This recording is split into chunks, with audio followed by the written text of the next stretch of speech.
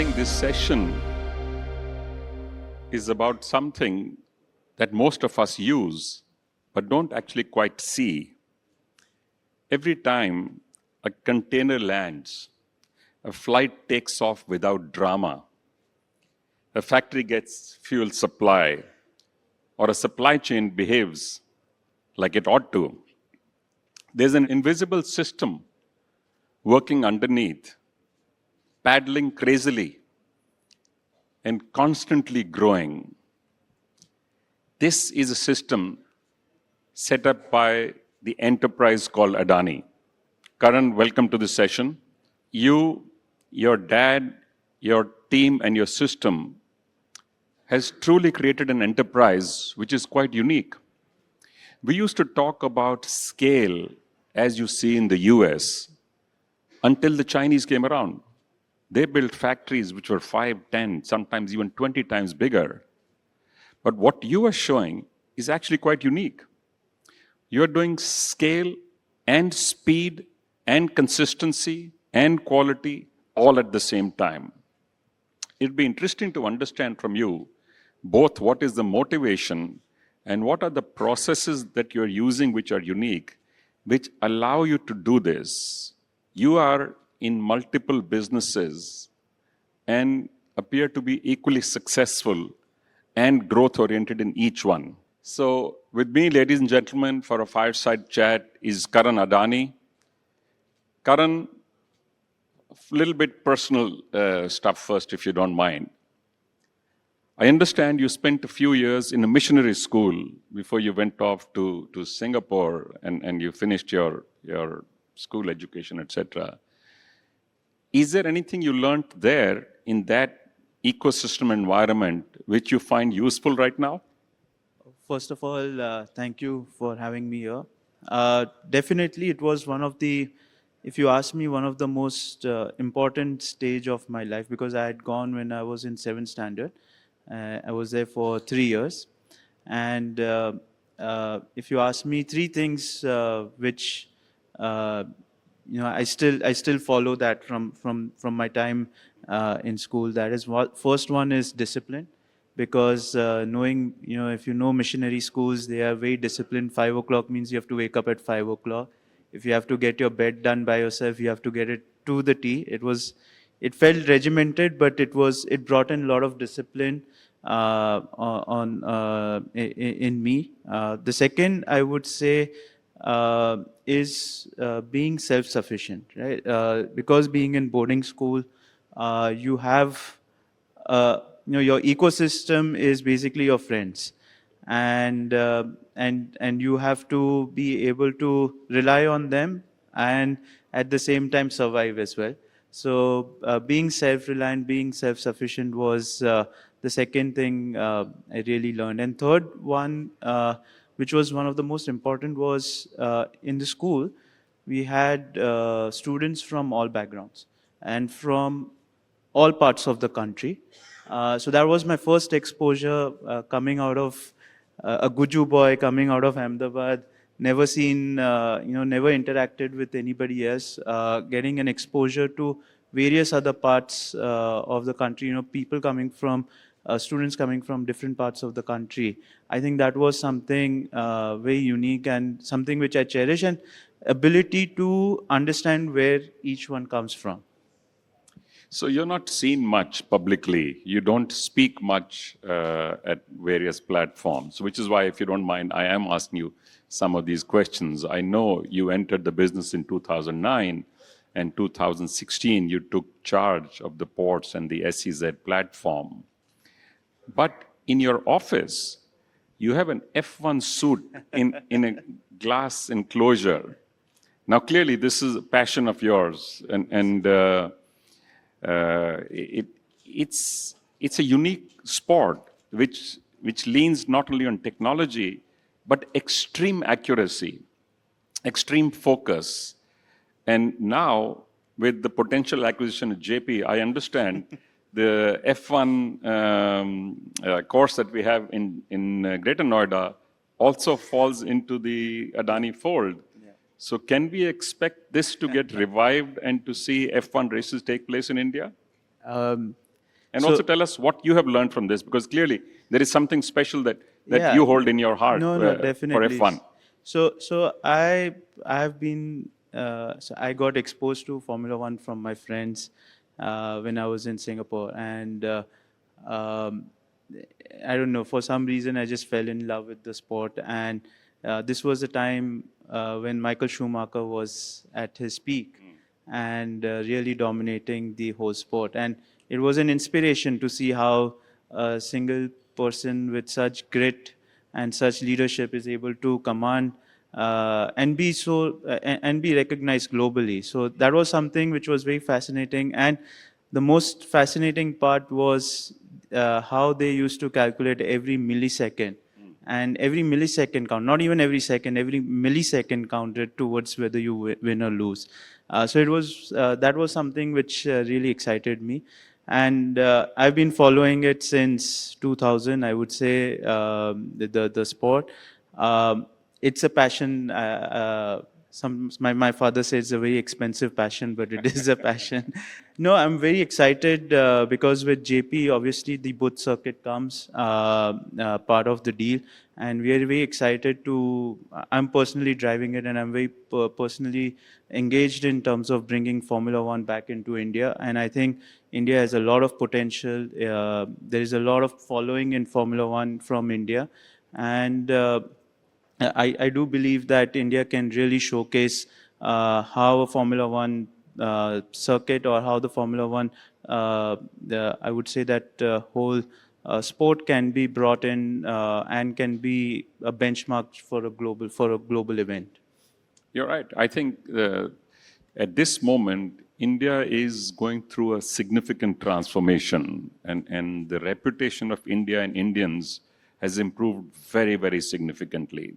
So, bringing in global sports, global media, I think will be very helpful, both for India and for the world to understand India much better, because everyone knows something is going on in India, but no one quite knows what is going on. Going on. And I completely agree with you that bringing such kind of global events, global sports, giving them exposure to India, and also a lot of our,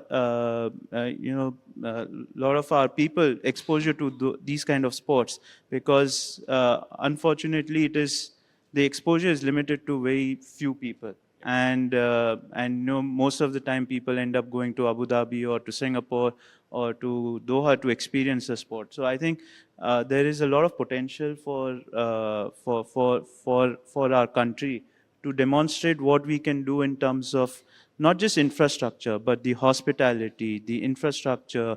How do we expose our culture to the global stage? I think this is something which we would like to. That's what my vision is. That when we bring Formula One into India, that's what we need to expose to. It's not just about doing one race and for 3 days, but it's basically how do you showcase the heritage of India? And build the entire ecosystem around it. Exactly. Yeah. So, I'm staying on you for a little bit longer, and I said, since we don't really get to see you much, so it'll be a good occasion to catch hold of you right now. I understand when you started going to Mundra port, you used to travel by train, not with any of the aircrafts that your father already owned at that time. Was that deliberate? Was that for a specific reason? Is there something unique you learned on those train journeys? What was going on? No, so I'll tell you, it's a very interesting story. So, uh, I finished my finals. I was at Purdue, and I finished my final exam of fourth year in May. And I remember the next day he said that just come back to India, because we had almost a 10-day break before the convocation to happen. He's like, why are you going to waste 10 days? Just come back to India. So I came back to India, and the day I landed, okay, one night he gave me. The next day morning, he's like, shouldn't you be going to office? I'm like, sure. I just finished college, but okay, sure. So he's like, I met him in the office, and then he's like, okay, so what do you want to do? So I said, port sounds interesting. So he called Dr. Malema Devya, who was running our port business at that time. He's the one who built the whole Mundra port and was running the port business. So he called him and he's like, okay, take him to tonight itself. Just take him to Mundra. Just send him to Mundra. So yeah, so I first journey happened. I didn't know where the train is going to stop. Where do I need to get off? But it was interesting. So directly from US to Mundra. But I think so. First year was very interesting for me because I was put on the field. I was not given any office space, no desk, nothing. I was told to spend time completely on field, be on the coal yard, be on the jetty, be learn everything in terms of detailing how how people are feeling over there, how do they manage on ground level. I think that whole 1 year gave me a lot of exposure in terms of what are the pain points of people on the ground, how do contractors how do they operate, where are the loopholes that they exploit in those things. So I think that was a very grounded journey for me, and something which has given me a strong foundation when I look back from an operations perspective. And honestly, the at that time, dad had given a very strict instruction: no, you treat him like a normal employee, not to be given any special privileges. So that's where I had to do what any new fresher would join the business. Good, I had to go through. good. So your wife is from the leading legal family of the country, and I understand she also looks after the Gujarat office of Cyril Amarchand Mangaldas. So is that helpful for you in any way in understanding structuring, understanding process in the businesses that you do? Do you actually have conversations at home about the implications of what you do or what you don't do? No, so I think she's right over there, but uh, uh, no, I think so.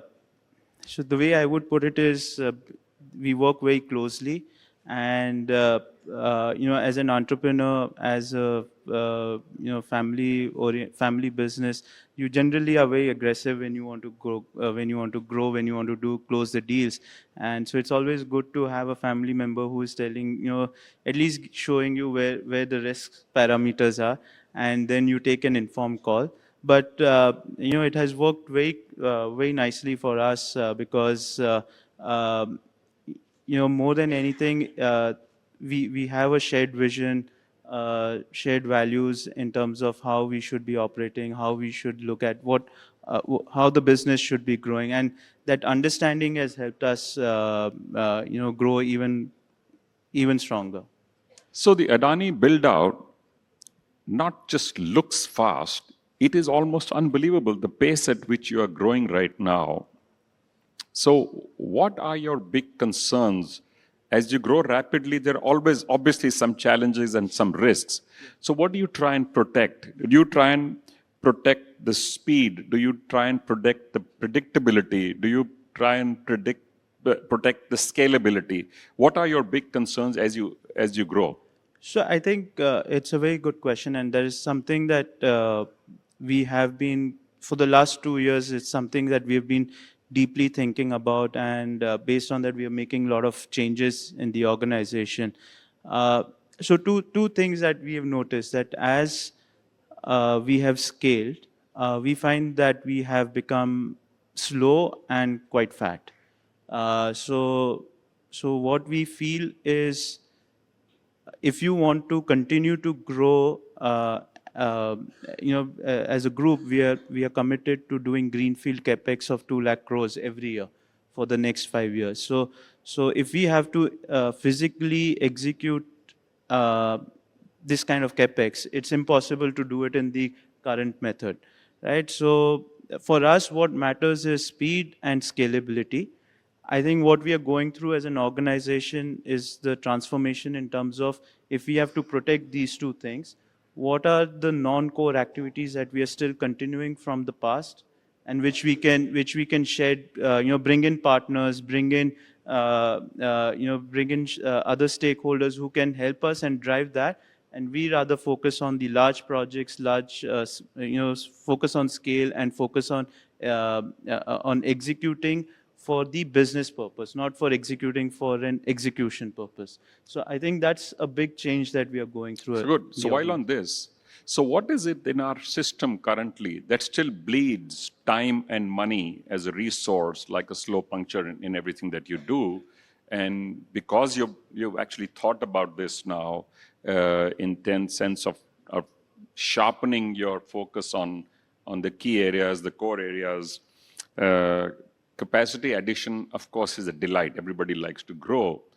So what has been your learning is what are the parts that you do not want to give up control of as this goes on? So I think as There's two parts. I want the first one as well. What is it that causes this pain and the problems? Sure. So I think as you become bigger and as your scale becomes bigger, the pain point becomes is and the layers, as you become bigger, your layers in the organization increases, right? So I'll just give you an example. Today, from chairman to the bottom level, we have in the group 16 layers, right? And what happens with that is you can't fix accountability because everybody's pushing the buck up or down, right? So when some issue comes, then it's the bottom most who gets held accountable. If something good is happening, then it is basically the top management which takes the whole credit, right? So I think that is if you ask me, that is a pain point. We realized very quickly that actually the people on the ground who are executing, they are the ones who are bringing value. And we need to make sure that they are given the voice at the top to make sure that what is the ground reality is being brought on table so that decisions are made correctly. I think the second point which you asked, second question, is what we want to hold and what we don't want to. So I'll give you an example. In terms of port operations, right? Today, the way traditionally how we've been operating is we operate every part of the port.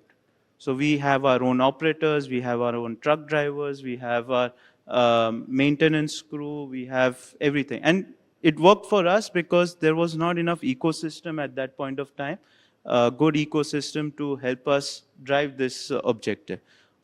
Now, as we move forward, what we have done is we've brought in partners, long-term partners with a horizon of 10, 15, 20-year contracts. We said, you operate the whole terminal for us. Our team is going to and you give us the productivity, you give us the uptime. Our job is to make sure that we bring in technology, so there is a continuous improvement in the system. And the second thing that what we've done is we have merged this thing with our skill development. Because one of the objectives that we want, and I'm sure every industry is facing, is the whole attrition of skilled manpower. Right? Because in India, you have 1.4 billion people. One side, we say that there is a lot of unemployment. Other side, industries are struggling to find trained manpower. So one of the things that we've done is we have mapped this with our skill academy, where from any project that we have, the hiring, skilling has to be done within the 50-kilometer radius. So you have to give skilling and opportunity to the local youth over there.